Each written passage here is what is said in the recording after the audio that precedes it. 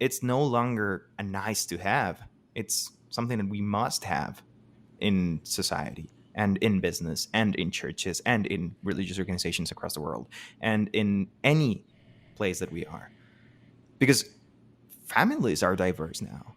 It's not like it is something foreign. People know diversity because it's out there. It's in their doorstep. It's inclusion is necessary.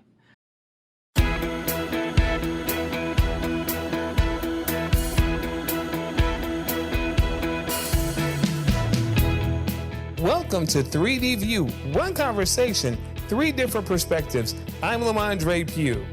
I am David Perez. And I'm Richard Strice. Thank you for joining us. Hello, everyone. Welcome back to another 3D View. Last episode, we were going through why inclusion is important and what it means. And today, we wanted to go a little deeper into inclusion and understand more how it impacts the world right now, in the modern world, in actually 2021. So we are going to go through how the world has changed, and then we're going to go through what that means for being inclusive and how inclusion could look like in the future, or how the future could look like if we were inclusive. So let's get right into it with how the world has changed. How has it changed for you guys? I think it's interesting how, from a historical perspective, our connectivity and how information moves back and forth has controlled a lot, or has provided control of how people think and the perception of inclusion. So before we had cell phones, and I know that may be hard to even think back to then, we had things like TV and the news reports on TV that most people absorbed their information in the evening after they had gone work, and then they would react to what they heard about that night the next day when they're at work or when they're with their friends or what have you, and have discussions and form opinions based on what they heard the night before. The idea and concept of that, and then the further back you go in time, that same thing happened. That was basically the same model going back to when we started having movable type, and instead of news, it was just the printed page, but it was always the same thing. An individual would digest the information that was given to them, however it was curated at the moment that it was printed or taped or what have you. And then people reacted to it and then had a discussion based on what they digested. I think one of the large paradigm shifts that has occurred as a result of just technology in general is the fact that now we have these devices that provide absolute instant input and digestion of information at any period of time instantly. And that, I think, has an effect on creating micro pools of informations that people now, you would think that would have broadened everything, but what that's done is, because there's so much information out there, people have pulled in and have now circled around little micro collections of information and decided, I'm only going to decide to get my information from these couple sources because they're the sources that think the way I do. And that, I think, can create problems that I think we've seen manifest over time. But anyway, I think historically, based on how we make decisions and how information was disseminated, and ultimately how inclusiveness was digested by a society, has changed in the ways that I just discussed. Mm-hmm. Yeah, that's real interesting, because information has certainly shifted immensely in the last 10, 20 years, or a little more, because I'm thinking about the 90s, if it was yesterday. But since the 90s, information flow has completely shifted. And that, of course, is going to change perceptions and how people actually live and react to things and understand life. So, yeah, that's really interesting, Richard. Absolutely. And just to ride right into that. And because the way that we consume information and the way that information is presented, the world has gotten so much smaller. But yet the opinions and the ability to share those opinions have become so diverse. Before, as Richard was pointing out, before things were really centralized, and you would get information from some very institutionalized sources that were in some way, shape, and form vetted through their processes. But now I can present my beliefs, my ideas, my understandings to the world and have an audience built into it without vetting, without it going through a process of understanding whether or not these things are true, whether they're verified, or or even if even if they go against the grain of what is considered to be the quote norm unquote. And the truth is, now, because of that, there's also no way to check it. There is no way to put the genie back in the bottle because that's out there now. And so, what does that do? It does several things. One of the first things that it does is great because now so many other opinions can be represented, so many different positions can be represented. But the issue that comes up with that is that it's awfully hard to know what's true. It's awfully hard to know what's valid. It's awfully hard to know. And when I say what is truth, I'm not just saying is it a lie or is it the truth, but can I trust it? Can I trust this even in society? When we look at some of the things that have happened just in the past year with the pandemic, there was so much misinformation out there about it, so many conspiracies that even now, while we have some pretty effective vaccines out there are a lot of people who still won't get it because of mistrust. And they're citing sources that seem to have a huge platform, but none of it has been verified. But still yet, the trust is what we're looking at. So when we think about how the world has changed, when we think about what that means in terms of inclusion, I think that the need for inclusion is obvious. And the fact that so many people are now carrying the banner of that, the difficulty in that is trusting how we move forward and trusting the information that's given, especially the information that we're learning about groups and individuals and organizations that are not necessarily what we are accustomed to. While Yeah, it's a brave new world and while it's strong and all those kinds of things, it's also the kind of world where trust seems to be diminishing. yeah, that's absolutely true, and that's something I've heard not only from you guys, but I think that's a general sentiment. People feel like they can't trust things now, and that's not only from people that necessarily believe those conspiracy theories about the vaccines. It's true about everyone. Everyone is a little scared about the vaccines just because Absolutely. that information's out there. And that happens with a lot of topics and a lot of different things. But more than the flow of information, I'm really interested, especially Lamandre, on your perspective of how have you seen inclusion change for you through the years, being a black man and a person with a disability in the United States of America. Yeah. It certainly, things have. Here's what's interesting. I think what we've seen now is that more people outside of the community, outside of the African American community, are now starting to speak against the injustices, are now starting to speak out in terms of protecting the rights of people. Because before, it's amazing. So when George Floyd was murdered on TV, pretty much, people were shocked. People were shocked because they said it's the first time they'd ever seen this. And, how is this a thing? How could this happen? And so it's now the alarms are going off. The truth is that had been happening. That had been happening for a long time. There are countless people that I personally know that have lost their lives at the hands of police brutality that never made the news, that it was never publicized. And think about it. We saw what happened to George Floyd and how he was murdered, but we also saw that same videotape back in the 90s with Rodney King. It just so happens that he did not die from it, but it was brutal. And here's the thing. With that, what we recognized was that while things are changing, the truth is, things are still very much the same, and we're still fighting.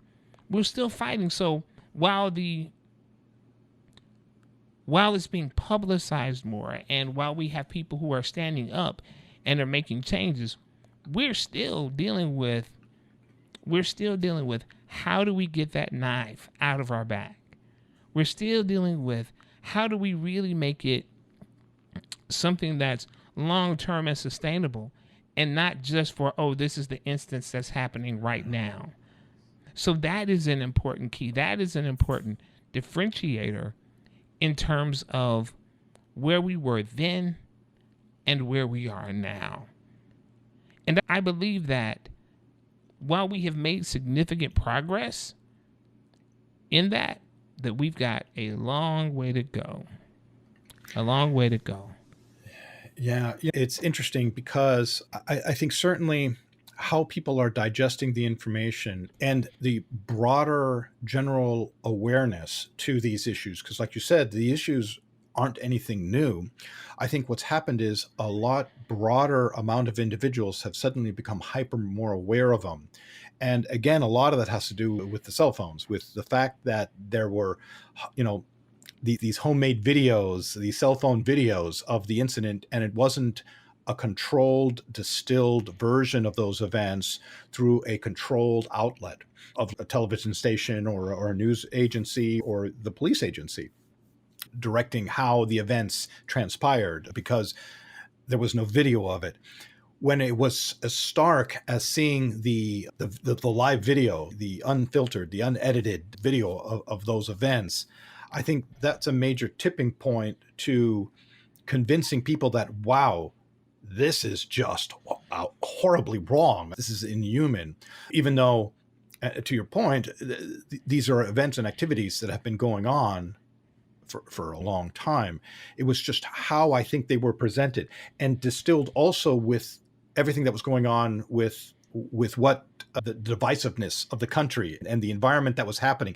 So all of these things mixing and creating the absolute right environment that created this horrible outrage for Right. it that should have always been there, but for all the reasons that we talked about before, weren't necessarily there. And creating this movement now that, to your point about sustainability, I think it hit a tipping point. I think it was on the trajectory of being a typical news cycle like we've seen in the past on some of these events when they get reported to on locally but never hit the national circuits. And then it just follows the typical, however horrible that is, it follows the typical news cycle and then everyone moves on.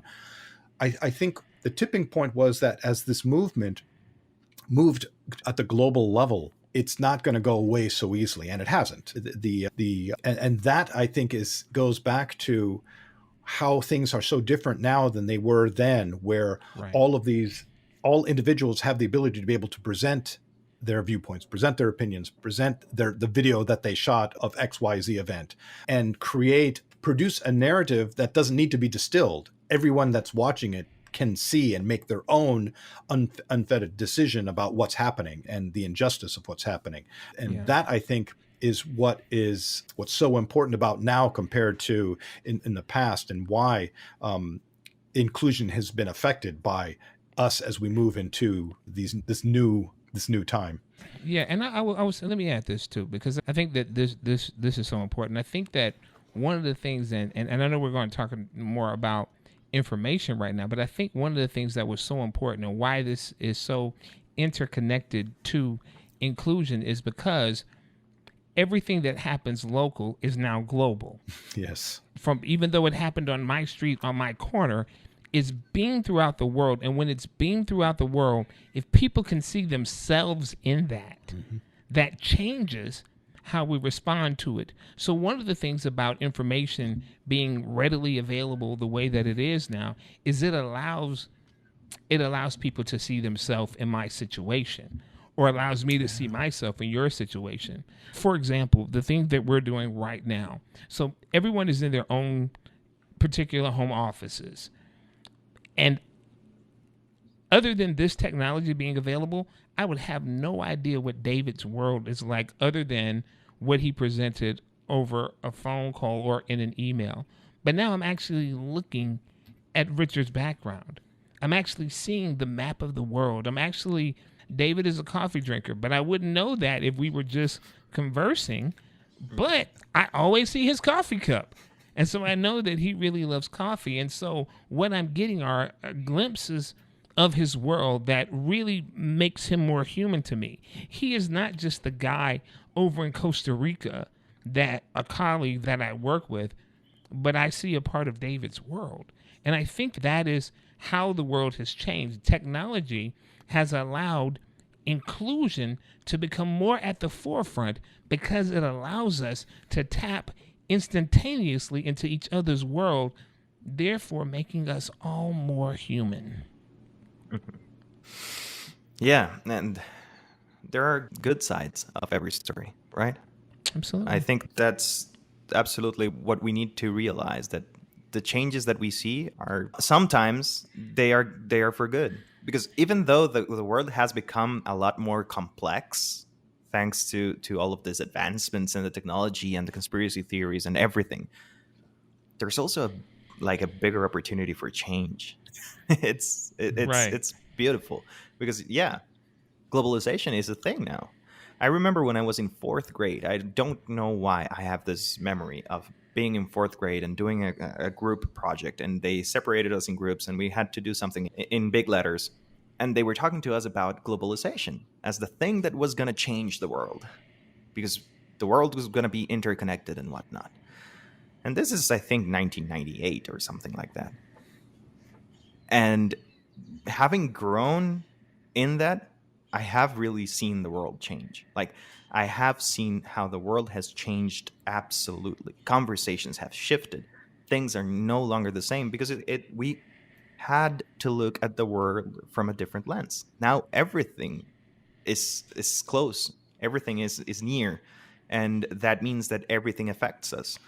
And with that, I think that the conversation about inclusion, as you were saying, has grown, matured in a way that, so that's what I want to explore now. How inclusion, it's no longer something that you can just use as a buzzword or and do nothing about for 10 years. Now people are demanding action. So what do you think about that? I think to your point, and I think the younger generations is the absolute driving point behind this, because they're the consumers that are coming up. And because, as you, I love the story that you said, there you were in fourth grade, and globalization was something that was being discussed and talked about at that level, which means that through your entire educational career and now, that was something that was pertinent and important. That was a discussion that I wasn't hearing until I was 25, 30. So I have 25 years of baggage of sort of an other mentality that I was brought up through that didn't necessarily include those level of conversations, which means that as I'm hearing them as an older individual, getting 25 and 30 years old, that I had to filter what I was hearing through the baggage of all the other information that I had been weaned through as I was growing up to that point. Hmm. Those are very different types of processes that are happening in one's head, and what's subconsciously happening as a result.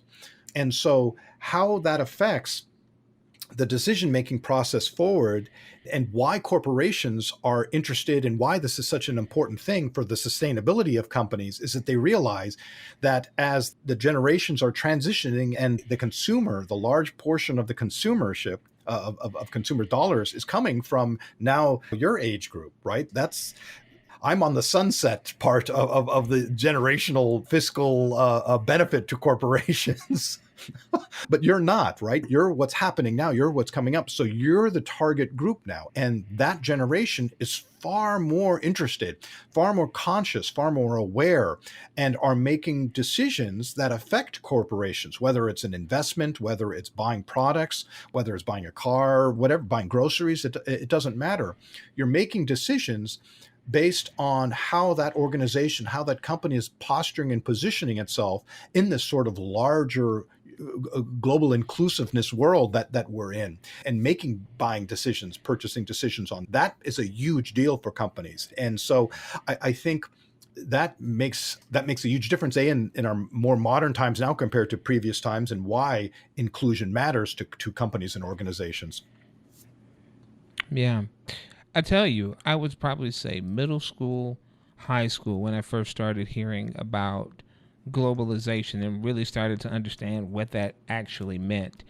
And certainly at the when we first had the first Gulf War, those conversations really Yeah. became really intense, Yeah. and starting to think about, wait a minute, so what does that mean for us? How does that change us?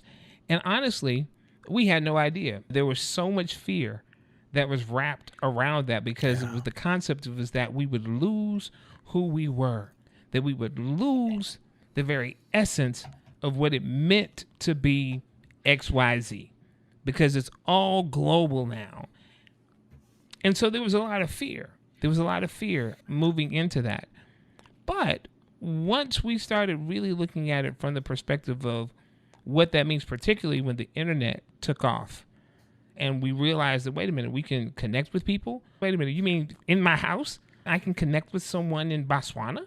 You know, that's when we started realizing potential in terms of just everyday individual people.